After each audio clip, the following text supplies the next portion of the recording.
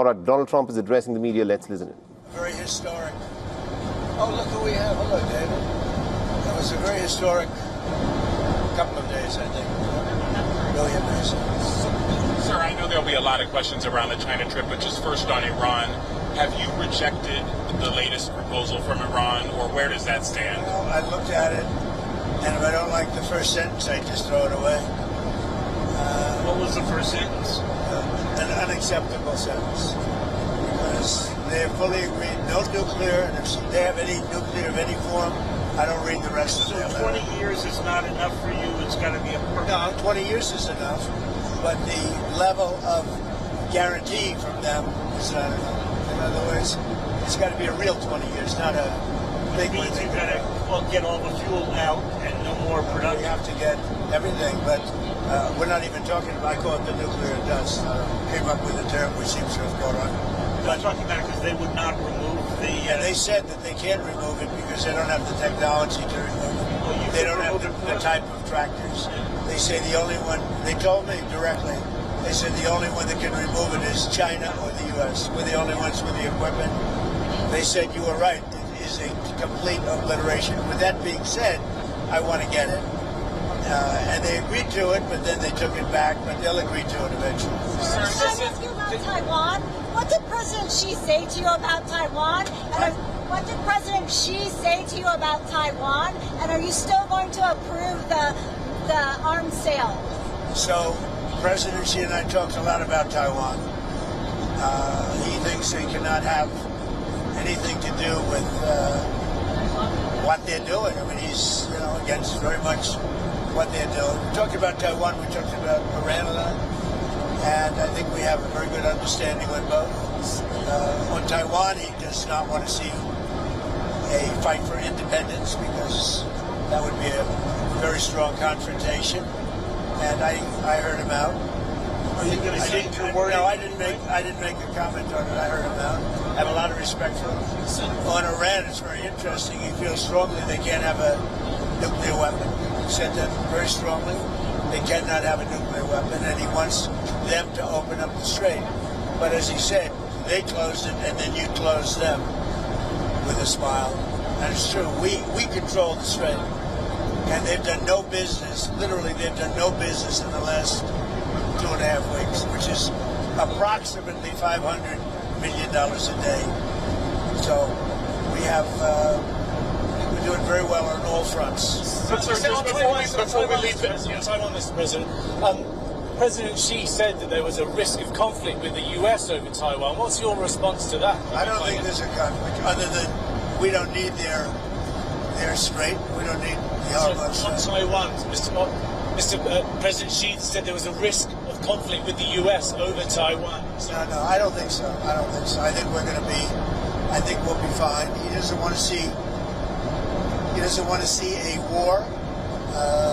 And you have two things. You have the Iranian situation, and that I think we agree almost entirely. Other than he's a buyer, and we're not. We don't need it. And on Taiwan, he doesn't want to see a movement for independence. He says, look, we've had it for thousands of years, and then at a certain period of time it left, and we were going to get it back. They had the Korean War. A lot of things happened. And all this.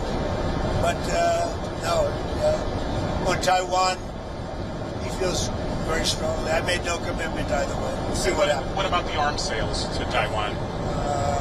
I'll make a determination over the next fairly short period. You're not necessarily going to go ahead. It was your proposal. I'm going to make a determination. I'm going to see. I have to speak to the person that right now is, you know who he is, that's running Taiwan. Mr. President, did President Xi make any firm commitment to put pressure on the Iranians to reopen the Strait of Hormuz? I'm not asking for any favors, because when you ask for favors, you have to do favors in return. We don't need favors. We've wiped out their armed forces, essentially. We may have to do a little cleanup work because we had a little month-long ceasefire, I guess you'd call it, but we have a blockade that's so effective. That's why we did the ceasefire. We really did the ceasefire at the request of other nations. I wouldn't have really been in favor of it, but we did it as a favor to Pakistan, who are terrific people, the Field Marshal and the Prime Minister. But no, I mean, President Xi and I agree on many things. And we agree very much on trade. We're going to be doing a lot of trading. Our farmers are going to be taking in. I mean, our farmers are going to be very happy with the deal we made. Is your instinct that he will put pressure, that he will try and get them to Ask him to put pressure because I don't need favors. I think he will. I think automatically he'd like to see it opened up. He gets about 40% of his energy or his oil from that, from the strait. We get none. We get none. We don't need it. Mr. President, on Truth Social, you said that President Xi had made a reference to the decline of the U.S. We didn't hear him say that. Maybe it was something he said in private to you. So what was it, first of all, that he said that prompted you to do this? He made a statement. It might not have been from him. It was somebody, but they talked about the decline. But he said today, and he said it very publicly, he said the U.S. was declining for the last 4 years. And he said what President Trump has done in the last 15, 16 months has been virtually a miracle. He said we have the hottest country anywhere in the world. But he said that it was a declining country. Under Joe Biden, he said we had a seriously declining country, which we did, with people pouring in from all over the world, from prisons and everything else.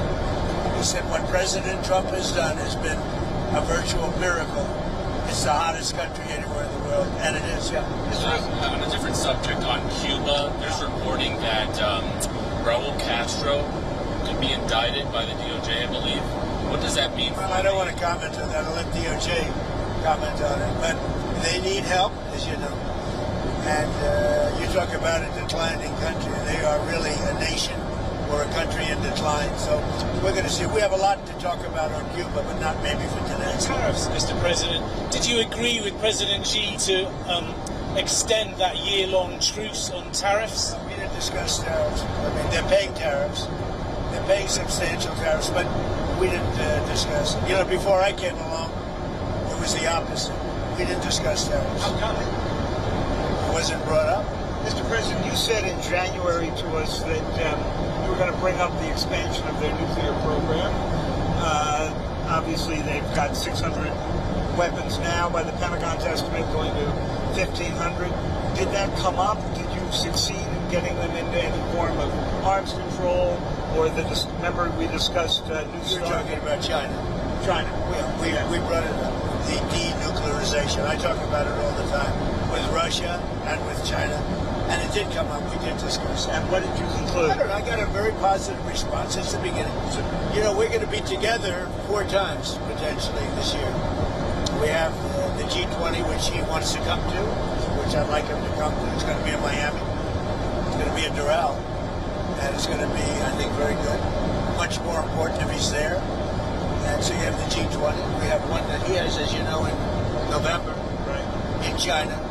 He's asked me to be there. I'm going to try and be there. And then we have another one on September, I guess, 26th or 24th, where he's coming into the White House.